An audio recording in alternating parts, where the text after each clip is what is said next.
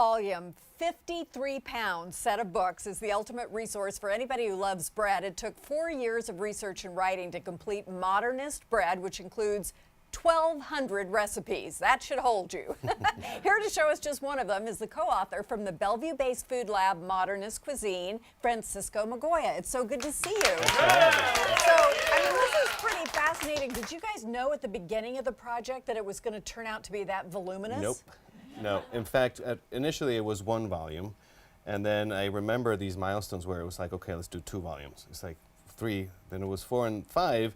And it was actually going to be 6, but we had to draw the line somewhere. Yeah. And we actually had to cut some recipes, and we had to really just trim it down because it was getting out of hand. So this is the pared down version. This is the Cliff Notes, yes. Okay, very yes. good. Well, we're going to make one of the recipes today, yes. and this sounds so delicious. We've been talking about this for days in our office. What is it? So we thought about this one bread. We picked this one bread out of 1,200 breads. For a couple of reasons. One, it's super easy to make. 2, it's based on a Chinese steam bun, or bao is what it's called. They're typically filled with pork, like roast pork. And it's going to be the Chinese New Year, February 16th. Yeah. So, and this fat choy. Exactly. And this requires, it's very low tech. Meaning that you can mix the dough by hand and you can use just a steamer at home. So you don't even have to turn your oven on. So this bread is going to be combined with? Yes, so what we're going to do is we're going to take this bread. This is what is called a American pumpernickel bread. Can I give it a pinch? Please. So you can see how soft it is. bread like this. You know, the super soft. It's right? soft, but it tastes like something when you put it in your mouth. That's great. And so basically what we do is this is a dough that is very soft. It's very similar to almost like sandwich bread. So it's that fluffy texture that you get from it. And typically what we do is we just portion it, we weigh it out. We use metric because it's super. See, you guys are tricky. Well, you know, it's super precise and it gives you like the most accuracy that you can. So how much? 50 grams. Each piece of dough should weigh 50 grams. Okay. So once we have our pieces of dough, what we do is we usually take the dough, and if you can see this, it has a smooth side and then it has a rough side. So what we do is we press down on the dough, and then we bring the 4 corners in. Oh. Right? It's like a little wonton or something. Yeah, it's like a little wonton. Then you just shape it on your hand like this, like you just push it through your fingers like a mushroom. Like a mushroom, yeah. Okay. And then you get a nice round piece of dough. That's amazing. So, do you want to try one? Yeah, let me try one. Okay. So, first I'll flatten it for you. And you just need to bring the 4 corners together and then try bringing it. And I should have watched more closely. Okay, now I've got it in here like so. And then you push it on, exactly. See, your fingers are doing, you see? Look, I can't take my finger out because I'm stuck. Then you squeeze harder, and then you pull your finger out. And then I have a your little. finger comes out. Okay, it's not quite as good as yours, but there it is. It's, you know, one of the things about bread that is important to remember is that everything is about practice. Okay. It's all about practice. So then what we're going to do next is we're actually going to shape these, meaning what we're going to do is we're going to fill them with our filling. So we take this idea of, this is a Jewish deli idea, right? You get your rye bread with pastrami sandwiches, right? In New York City, there's a Carnegie Deli that has these enormous rye and corned beef sandwiches or pastrami sandwiches. Yes. The best. So we take that idea and we're going to do it with this Chinese idea. So we're basically fusing two cultures here. So it's going to be a reuben bao. A roux bao is actually that's what we call it. That's so cool. And how do we do this? I can't imagine how we stuff this. Now, oh, look. So magically, magic bread. These came out. So what we're going to do is we're basically going to take the dough, right? And then we're going to very carefully, with our thumbs, also flatten it. Okay. Like pretend this is like a hat, right? We want to keep the center. Or a you flying see how it has saucer. Here, let me try or a flying saucer, yes. So you're basically just squeezing around the border, leaving. It's important to leave this like thicker piece here, right? Because when we close it and when we steam it, if we don't do that, it tends to kind of come out. From that we don't want it. We want it to hold the filling. We want it to hold the filling. Okay. Yes. So you want to get it. Oh, you're really going for it. All right. Yeah, we want it to be large enough so it can actually hold the filling. And this is our filling. This is basically What this is a pastrami that we make. You don't have to make your own pastrami because making your own pastrami That's a big job. it takes a long time. Yeah.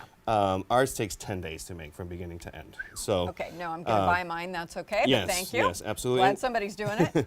And what we did is we combined it with other things you might find in this type of sandwich. So we combined it with a house-made sauerkraut and then mustard seeds, which these are the mustard seeds that we utilize. Those are beautiful. Yeah, these we actually cook. We take the raw mustard seeds and we cook them in a pressure cooker, and it makes them. When you taste this, you'll see that they pop almost like caviar, and it's like got that Do you really. like mustard, you guys? I really love it. So that the smell is great up here. Okay, I so don't know how well I that's did that. pretty good. but- That's pretty good. So then what we're going to do is we take our filling, and we want to really press it into the scoop. We use a specific size scoop because this way it gives us the same amount every time. Yes, they're consistent. So then we scoop that right down on top, Okay. and then what I'm going to do is I'm going to close this up, okay? So then we bring it.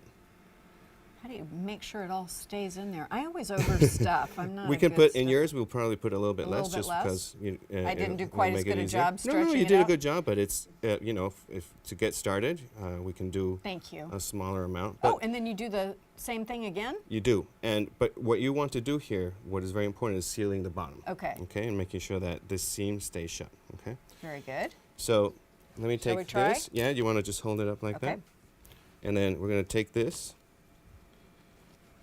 and press hard on it. Okay. Let's take a little bit out so Thank that you get a little bit less. I think that would be Yes. best. Yes. That would be best.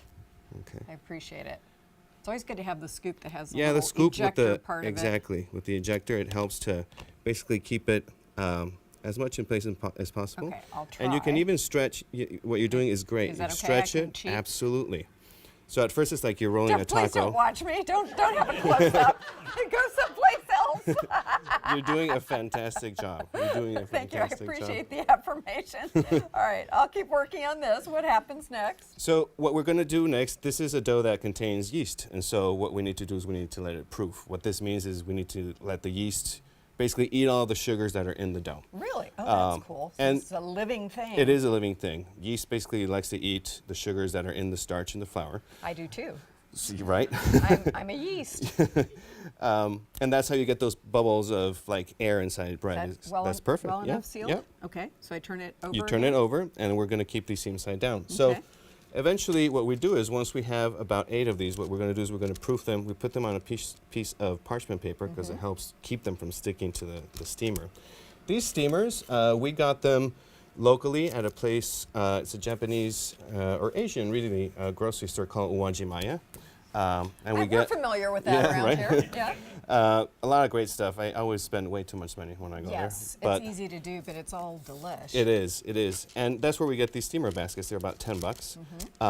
And what we're going to do is once we have enough of these, we're going to fill the basket with about 8. What we want to make sure is to give them enough room because the yeast again is going to make the dough bigger. Yeah. But also when it steams, they're going to get even bigger.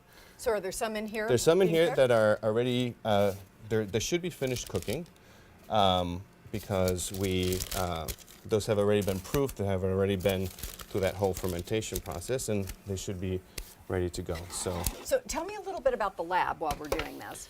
yeah, our lab is a 3,000 square foot kitchen.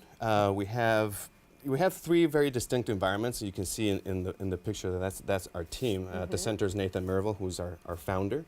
But we have a commercial kitchen / bakery environment, but we also have lab equipment. So we have centrifuges and rotary evaporators and all of these like whiz-bang gadgets. Can people come and visit? Not really, But- no. Well, at least we got to see yeah. the pictures and sort of enjoy that. But we also have a home cooking bakery environment because our recipes are also tested for home bakers. Right, In which fact, is great. right. In That's what fact, we those want. had to be tested with even more rigor because we had to make sure that professional bakers know how to make bread. Home bakers need a little bit more hand-holding. And a little bit more instruction, just Right. information. So what else can we make with this kind of bread? So this is another idea why we do this because Super Bowl Sunday's coming. Right. And we're this looking is- at some pictures, yeah, by the this way, is of a little things you do. hedgehog that we Isn't did. that adorable? This one is filled with something sweet, and I forgot what we filled this one in. But there's so many different ways you can do it. This one is a lotus flower. This one is filled with a lotus paste. on How the in inside. the world do you make bread So do that? Oh, look at those the are actually inside. two different colors. Oh, my. This one is a steam bun that is filled with sesame seeds. Covered with sesame seeds, and we fill it with. The dough has mole, which is like a Mexican sauce. Oh my gosh. And then carnitas on the inside. So you can do this with many different things. Too you can good do to it. be true. Show us the finished product here real quick. So, you see look the at steam comes those. up. They, Can you see they it? kind of look like avocados. They do.